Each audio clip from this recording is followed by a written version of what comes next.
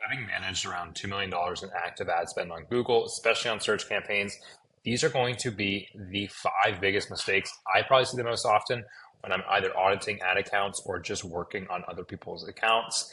These are the five things you want to avoid and make sure you're not doing right now in your ad account because it's probably burning through money. So let's start with the first one, which is one of the most common things I see. And I'm actually seeing it here in this ad account I'm looking at. For reference, this is an ad account of someone else who's wanting me to audit their account. So we're going to go through a lot of those issues because they're having a lot of those issues. First and foremost is going to be spending money on the search and display network. You can see this little symbol here. It looks different from all the other ones. That's because I know they're running ads in the search and display network on Google. We can check that by going to our campaign settings right here.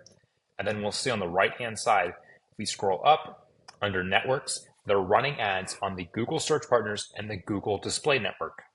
So why is this bad? Maybe you have this in your account right now, and when you check, it's getting tons and tons of conversions.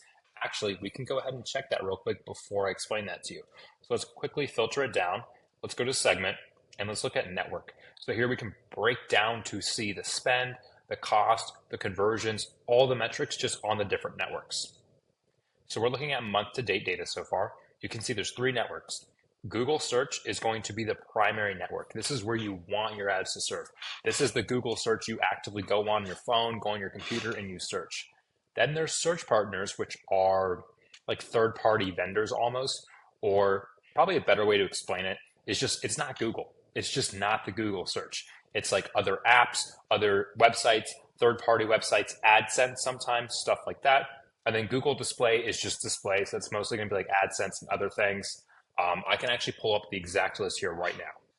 So this here is an excellent example of it. This is the Google Display Network. Now, these actually aren't that bad when you're ready and wanting to run Google Display ads. But for most people, especially in lead gen, you probably don't want to, or at least you don't want to from this standpoint of a search campaign. This is where you do not want your ads to be served. Now this, again, not the best example. I'm just in Google Images here, but this is truthfully what it is. Anything with Google partners, you probably want to avoid. So in this case, Google partners are other partner websites that probably utilize the Google search engine, like CNN, Ask.com, AOL. Now, Yahoo and Microsoft would be a good example of that, although those are completely separate from Google, right? That's Microsoft ads, but that's something that people commonly think of when they think of partner networks, right? You got Microsoft ads, and then you have Yahoo. It's like a stem, a branch from it because they utilize the same search engine. This is where you do not want your ads to be serving. This is a complete waste of money. If we take a look at this client account, let's go like 60 days or so, you can see they have spent most all of their budget on the search partner network. Completely wasted. Now you may want to look at that as well and you'll go, okay, well they had 8 conversions. Maybe that's not that bad, right? Like, oh, it's converting. I guarantee you, if you're doing lead gen and you're running ads on a search partner or display partner network, all those conversions, sales, or whatever it is, not sales, but conversions you're generating, complete garbage, trash, spam, just total junk leads. So do not spend money on either of these partner networks. And again, to turn them off or check if you're running there, go to your campaign settings, go to networks, and just deselect both of these right now. For number 2, another common mistake I see a lot of advertisers making. Most of the time, it's newer advertisers who are coming to us asking, why are our ads not spending money? Why are our ads not serving? It's because of this issue right here. It's a new campaign or a new account, and not only are they running maximized conversions, but they're running target CPA. So you can see here in this bidding strategy, we have a target cost per action, right? Or TCPA, target cost per action.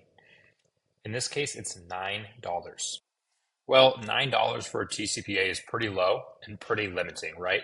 If this is a new campaign, a new account, and this is roofing, you're not going to get $9 cost per leads. This is basically you telling Google, I expect to get $9 leads or $9 conversions. Google's not going to be able to optimize for that. That's probably why your account or your ads aren't spending. It's why it may not be running. This is improper. And this is kind of a double thing here to be aware of. So one, you don't want to run max conversions or target CPA or anything like that for a new campaign, especially a new account. You should be running maximized clicks or manual CPC. You should always start with max clicks or manual CPC. The other, don't run a limited target CPA, right? If you're spending 20 bucks a day and you set a TCPA to $2, do you really think you can get leads for $2 a pop? Now, most of the time when I see that issue, it's because the advertiser doesn't understand what that means or what Google's asking them or what a CPA even is. They're just like, yeah, $2 sounds good. I'll throw it out there. Just be careful. Don't do that.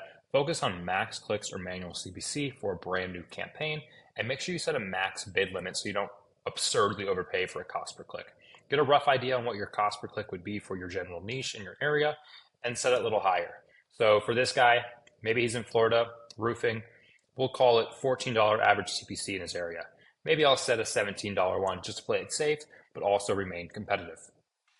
All right, issue number 3, a lot of advertisers make across search campaigns. And this one really irks me because I see it the most often. It's you have a single search campaign with a single ad group, and it's always named ad group 1. It's always named ad group 1. If you're running one single ad group, you're probably doing something wrong, especially if there's multiple search intentions, multiple ways to search something, multiple services, types, offerings, whatever it is. You should not have just one ad group. You should have multiple ad groups. And this account is an excellent example because it's a roofing company. It's something we can all understand and relate to, so I can break you down to a pretty good analogy and we can actually reference this account. So let's take a look at his keywords. Okay, it's all roofing. A lot of them are actually like competitors, roofing materials, specific like flat roofing. This is a problem. We have all of these different keywords, these different search intentions. Keep that in mind, search intentions mixed and jumbled up into this one ad group, all going to the same landing page and looking at the same ad. Well, when you're a roofer, there's multiple services and multiple types of roofing, right? You have repairs, replacements, installations, leak detection, emergency roofing, and then you just have more general stuff like roofing near me, roofers near me, roofing companies, roofing contractors.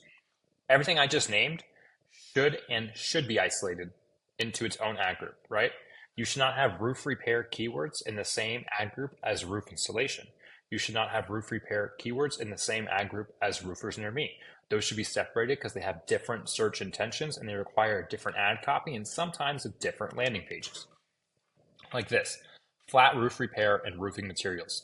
Those are two incredibly different things, right? Some of these are competitor terms, but like roof replacement, contractors, and aluminum shingles. Those are all so widely different from one another. In fact, these could not even be related to roofing for all Google knows with how it's optimizing its search terms. Make sure your ad groups are properly segmented out by search intention or theme. All right, this next one, number 4, this is kind of hidden. I feel like a lot of people, new advertisers, of course, don't really know about this. So under recommendations, I'm in the recommendations tab right now.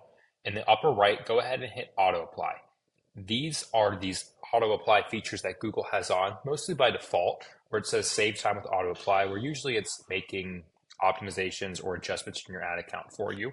And you can actually see how many you have enabled. You can scroll down and actually review what each one means, right? So like optimize ad rotation, remove keywords, remove conflicting negatives, or in this case, it adds keywords, changes match types, changes your bidding strategy. No, no, turn all of these off. There's a couple in here that are arguably good and actually pretty useful. But for like, the general public here who are new to running ads or they're running their own Google ads, it's better if I just tell you, turn it off entirely. So just hit deselect all, make sure you have like nothing here running. I mean, if you go through and actually read some of them, they may sound decent at first, but in reality, you're letting Google just make unauthorized, well, not unauthorized, but unalerted changes to your ad account. I mean, I've seen it where we accidentally turn this on and it changes our bidding strategy and removes like 50 keywords. And we're like, what happened? And it completely crashes performance. Most of the time, just by removing these and turning off of these settings, you'll actually improve your account performance and you're not going to be at the mercy of Google just doing all these crazy changes. If anything, you can go ahead and remove conflicting negative keywords. That one is pretty useful, but everything else here, you really shouldn't give Google full control of your ad account. You should be in control of your ad account. You don't want Google's AI making these changes that it thinks are good when in reality, it's not good. I guarantee having this on is only harming your ad account. So go ahead and save those changes. Now, this last one doesn't pertain to search specifically, but if you're running lead gen, this is probably going to be an issue. What a lot of people do is they're running performance max campaigns when they're trying to generate leads, especially in more common like home service, local service industries like roofing, electrician, plumbing, locksmiths, whatever, like those typical common industries you're running ads to generate leads for. Don't run performance max. I know it's hard not to because Google pushes it so hard. It's like everywhere you look, there's the sign performance max. Google wants you to run it. Google's probably even giving you ad credit for running performance max. But trust me, for whatever reason, it just completely burns your budget. It is not geared towards lead gen. It's geared towards top of funnel and e-commerce. And we can dive a lot more into the specifics of it and talk about it in another video. But for the sake of this, don't run it for lead gen. You're only going to notice the moment you turn that thing on and you give it some budget, you're going to start getting conversions. You might get a ton of conversions, but they're going to be completely irrelevant. They're going to be spam. They're going to be junk. They're going to be like telemarketing or from other countries and areas you're not even targeting in your ads. For lead gen, it is the worst possible thing. You should only be running search campaigns. Hope you guys found this video helpful, and I'd love to hear what kind of videos or content you want to see next. Go ahead and comment below your Google ad question, and I'll make a video dedicated entirely to it, probably sometime next week. Thank you.